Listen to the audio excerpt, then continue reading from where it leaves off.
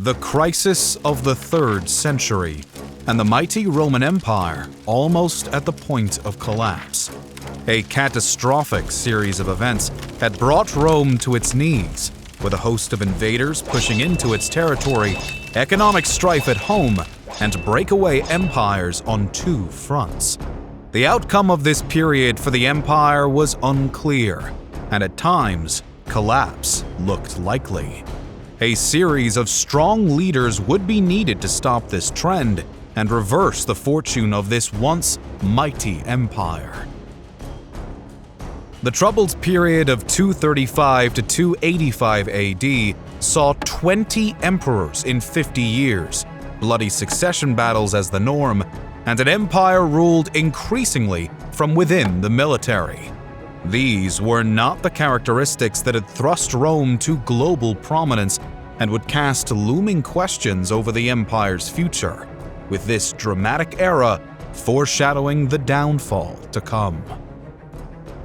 The period began with the removal of Emperor Alexander Severus, the last of the Severan dynasty, who was assassinated in part for his weak approach towards the barbarian threats in Germania.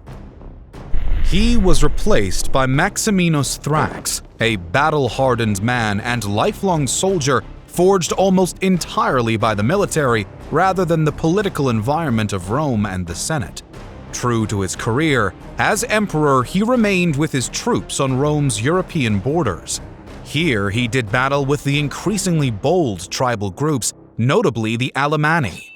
He also mounted another campaign into Germania, which included the Battle of Harshorn, an epic fought in a dense wooded area between around 9,000 of Maximinus's troops and a fearsome Germanic tribal coalition. This shoring up continued for a period of years. However, by 238 AD, his short-lived reign was faced by crisis. A rebellion in Rome's North African provinces saw 2 co-rulers claiming the title of emperor. The Senate in Rome had never accepted Maximinus. He was regarded by many as a barbarian being born into low social class and from Rome's border areas.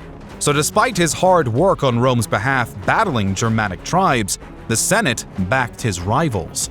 However, both of these rivals ended up committing suicide, ending the North African threat before Maximinus had to face it directly. The Senate doubled down though, and now elected a new set of 2 rulers to challenge Maximinus from Rome. Starting his journey back towards the capital in fury to deal with these usurpers, he would never see battle with them, as he was assassinated by one of his own men on the journey. This would set in place a trend which would dominate the next era, with short periods of rule dominated by military men and followed by savage succession battles. A series of generals followed. However, in this internal chaos of rapid successions and civil wars, border areas were neglected. This, also combined with climatic changes at the time, were pushing Germanic tribes west.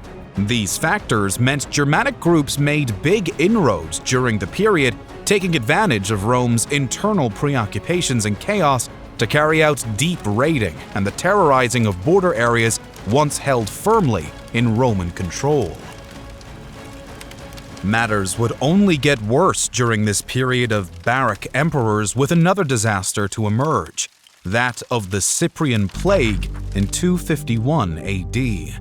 With an increasingly interconnected world during this period, mass spread of infectious diseases was becoming more common. The plague of Antonine, for example, less than 100 years previously, had wiped out an estimated 10% of the empire's population.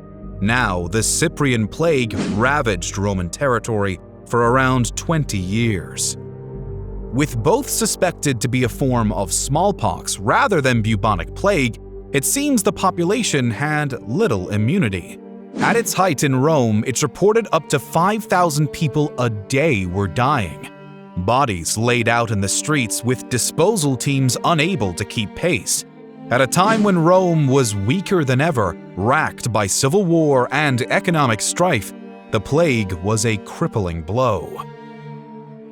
Aside from the sheer psychological torment, it put strain on food production for the Empire and made military recruitment more difficult, which in turn heightens the barbarian border threat too. In this period of chaos, Valerian would rise to the position of emperor. Overseeing a long period of rule for the period, he made attempts to stem the bleeding at Rome's borders his priority. With his son and co-ruler given responsibility for managing the barbarian threat in Europe, Valerian traveled further east to deal with the Sassanid threat in the Levant and Persia. This would ultimately be his undoing though, as during this campaign he was captured at the hands of the Sassanids, where he would remain until his death. This was the first Roman emperor to suffer such a fate, and it would send shockwaves through an already destabilized empire, moving even further from its height of power. Gallienus notably took up the mantle of his father, continuing the campaign against Germanic tribes. However, his rule would quickly be mired in its own challenges with the secession of the Gallic Empire following his rise to the position of emperor. This was a devastating blow to Rome's integrity, as now essentially the whole of modern-day France, parts of Germany and Britain were a secessionary state under the control of a usurper ruler. Rome had lost its direct land route to Spanish territories and now had a hostile empire on its borders.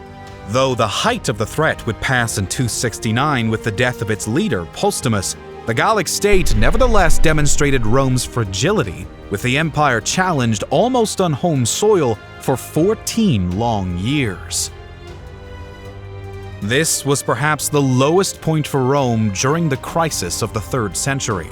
Blow after blow had brought it to its knees, and now was in desperate need of strong leadership and a unifying force to stabilize the fragmenting of the empire.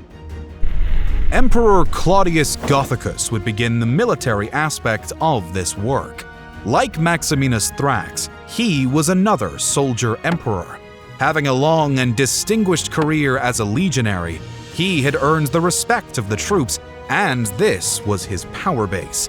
Like Thrax, he was also of barbarian birth, and well outside the normal successionary lines, as well as Rome's inner political circles. However, given the state of the empire and multiple external threats, he was able to claim the title unopposed. Despite a short reign from 268 to 270 AD, he would win key victories against the Goths, Alemanni, and rival Gallic Empire, essentially re-establishing Roman dominance on 3 fronts and subduing threats which had previously looked terminal. The Battle of Nisus in modern-day Serbia was particularly notable, and where Claudius would etch his name into legend, earning the accolade Gothicus. During the battle, the enemy Goths were decimated as a fighting force, with their cavalry wiped out. Rome's tight formations and impeccable discipline were too much for the tribes to overcome. This was followed by another resounding victory over the Alemanni, who had recently crossed the Alps. He met them at the Battle of Lake Benicus, which ended in another rout. With the barbarian threat essentially subdued for the time being, he could now focus all attention on the traitorous Gallic Empire. Here, he also achieved success making large inroads into that territory and setting in place its demise, though it would be the Aurelian who would finish up the job. Claudius's steady progress would soon be halted though. He was struck down on his way to campaign by what is thought to have been the Cyprian plague, which was still ravaging Roman territories, making no distinction between peasant and emperor. He was briefly succeeded by his brother in another botched succession attempt. However, the arrangement lasted only weeks before Aurelian claimed the title of emperor with the backing of his legions. Aurelian was another lifelong military man with 35 years of service across many fronts on Rome's huge empire. He hammered home the campaigns of his predecessors against the Goths and Alemanni, as well as a whole host of other emergent threats, including the Vandals and Carpi tribes. These were crucial victories, finally shoring up Rome's borders, which had been so pressured for the preceding decades. It also helped to restore Roman confidence in its ability to defend itself. Consequently, Aurelian was bestowed with the title Restitutor Orbis, or Restorer of the World. Aurelian was an efficient ruler and played his part in bringing about the end to the crisis of the 3rd century. Unlike some of the soldier emperors before him, he enacted reforms in Rome and civilian areas as well. For example, changing the way food reserves were managed, restoring public buildings, rebasing coinage, setting fixed prices for staple goods, and punishing corruption amongst officials harshly. These can all be seen as sensible measures focused on the well-being of the civic population, which also helped increase tax revenues again. In another show of his strategic unifying instincts, he elevated the sun god Sol Invictus to the prime position in the Rome religious pantheon. He hoped this would unify the diverse people groups of the empire behind one main god, simplifying the complex array which had existed previously. Having consolidated Rome's military advantage over the barbarian groups in the first few years of his reign, in 272 AD, he looked further east. This time to the renegade Palmyran state, which had broken away from the empire in the first year of Aurelian's rule. Zenobia, the queen of Palmyra, who ruled through her young son, had rapidly taken a large chunk of Roman territory in the modern-day Levant. Alarmingly, she had also cut off crucial grain exports which were shipped regularly from areas under her control to Italy. This put pressure on bread supplies in Rome, and Aurelian knew a hungry population was a potentially dangerous situation. So he set off to confront the Palmyrans, mounting a successful campaign through modern-day Turkey towards the capital of the enemy. Aurelian would meet Palmyran forces in 2 key battles. The first occurred in Imei in modern-day Turkey. The 2 sides drew up facing one another in traditional formation, with infantry groups at the center and cavalry on the wings. A capable Syrian general by the name of Zabdus led Empress Zenobia's forces and their elite cataphract unit, by far the strongest of the Palmyran army and superior to Romans' own cavalry. Another factor in Palmyra's favor was the scorching weather, of which they had more experience with. After initial probing skirmishes from both sides, Zabdus was keen to dictate terms and sent his elite cataphracts in a cavalry charge. Roman cavalry responded, and just as they were about to meet, following wildly Aurelian's orders, the Roman cavalry suddenly turned and made it seem as if they were fleeing the field of battle. Palmyra's cavalry, enthused by this apparent rout, pursued the retreating Romans at full speed. However, their heavier armored unit began to tire in the hot weather, with the Romans leading them a distance away from the field of battle. Suddenly, at a tactically agreed point, the Roman cavalry turned, reformed their lines, and drove into the pursuing Palmyran force. Bewildered by this surprise move, the Palmyran cavalry could not effectively respond and were slaughtered. Hearing of the destruction of his key military unit, Zabdus ordered the tactical retreat of the remainder of his army so as to fight another day. First moving to Antioch, where they resupplied, before retreating further to Emesa. Here, the 2 forces met on another plain and reenacted much of the sequence of events from the previous battle. Making the same mistake twice, Zabdus' cavalry eagerly pursued the retreating Roman cavalry, only for Aurelian to launch the same trap. The Palmyran units were encircled, this time with the help of freshly recruited Palestinian clubmen too, and were wiped out in a frenzy of brutal clubbing, slashing gladius, and thrusting lance. This time, the retreat was less orderly, with Zenobia taking heavy overall losses. Mounting her final defense at the capital of Palmyra, She was able to resist Rome's savage siege machine for a period, but upon fleeing east, the city surrendered to Rome. Queen Zenobia was eventually captured by Roman forces and, as part of a humiliation ritual, forced to walk through the streets of Rome in golden chains, making a mockery of her supposed royal position. This marked the end of the insurrection and a notable success for Aurelian. Finally, in 274 AD, the last year of his reign, he turned his attention to ending the Gallic Empire threat. This was achieved largely through diplomacy with its leader Tetricus, striking a deal with Aurelian to allow the territory to return to Rome, with much of the prior military work done by Claudius before him. Nonetheless, Aurelian had achieved key victories across multiple fronts during his short reign, marking him out as a key ruler during this turbulent period for Rome.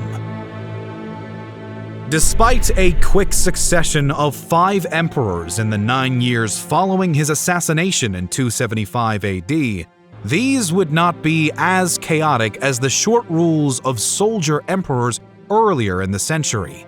New barbarian incursions were largely resisted, with rulers such as Probus also carrying out diligent administrative and reform work. So it was that the hemorrhaging of the previous decades was greatly reduced. The years of internal military chaos, pestilence, and economic strife were laid to rest for a period, with Rome able to enjoy a time of greater stability and prosperity, moving into the rule of Diocletian. His 20 years as emperor, a lifetime compared to some of the reigns of the preceding century, would continue this stabilizing trend, giving rise to the Tetrarchy and soon-to-be Christian Roman Empire.